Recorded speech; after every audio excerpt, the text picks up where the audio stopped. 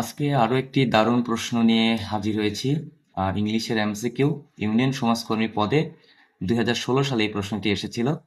তো দেখেন আমরা একটু শুরু করি। এখানে বলেছে যে মে আল্লাহ হেল্প ইউ, আল্লাহ তোমাকে সহযোগিতা করুক অথবা সাহায্য করুক।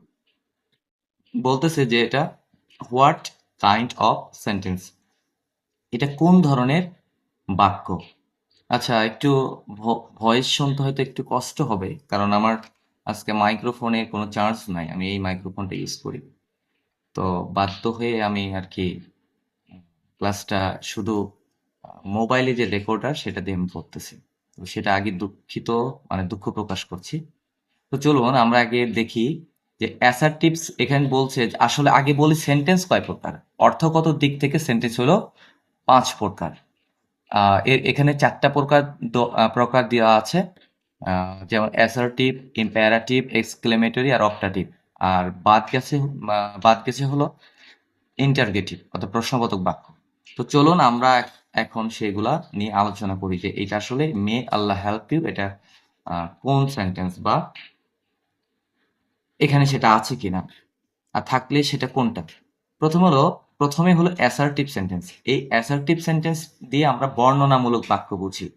বর্ণনামূলক বর্ণনামূলক বাক্য বলতে আসলে আমরা নর্মালি যে কথাবার্তা বলি, যেখানে প্রশ্ন থাকে না, যেখানে উপদেশ থাকে না, অনুরোধ থাকে না, এরপর অত্যাধিক আনন্দ বুঝায় না, অথবা ইচ্ছা প্রার্থনা বুঝায় না, নর্মাল কথাবার্তা, আমি ভাত খাই, আমি স্কুলে যাই, ঠিক আছে, এই ধরনের বাক্যগুলোকে অ্যাসার্টিভ বাক্য বলে।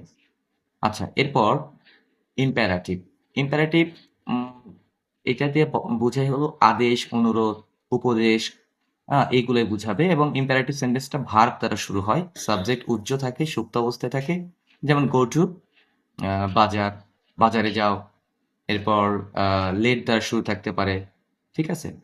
আর এরপর আছে এক্সক্লেমেটরি সেন্টেন্স। এক্সক্লেমেটরি সেন্টেন্স আগে বললাম যে অত্যাধিক আনন্দ অথবা দুঃখ বুঝাইলে সেটাকে আমরা এক্সক্লেমেটরি সেন্টেন্স বলি। সাধারণ দুঃখ, কষ্ট, আনন্দ বুঝাইলে সেটা অ্যাসার্টিভ সেন্টেন্স।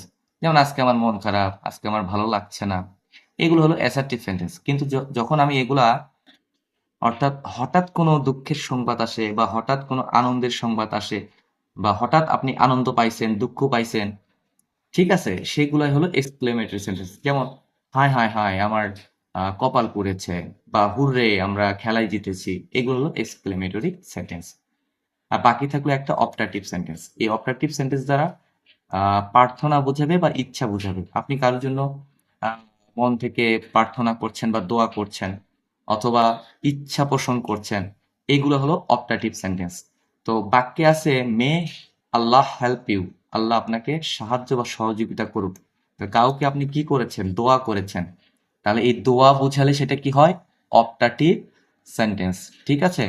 তার মানে আমরা একটা প্রশ্নের সাথে বিগত সালে ইউনিয়ন সমাজকর্মীর বিগত সালে 2016 সালের প্রশ্নের সাথে, একটা প্রশ্নের সাথে আমরা অনেকগুলা বেসিক যে নলেজ সেগুলো অর্জন করলাম। এই ধরনের প্রশ্নই আসবে সামনেতে। আমাদের 2026 সালে যে আমরা আবেদন করেছি এইভাবে প্রশ্ন আসবে। সুতরাং বেসিকটা জানা থাকলে যে কোনো প্রশ্নের উত্তর আপনি পারবেন। তো আজকে এই পর্যন্তই। ক্লাস কে কোথা থেকে করছেন, কেমন লাগছে এগুলো একটু কমেন্ট করে জানালে এবং সাবস্ক্রাইব করলে আমি আসলে আমার কাজের অনুপ্রেরণাটা পাই। ভালো থাকবেন, সুস্থ থাকবেন। আল্লাহ হাফিজ।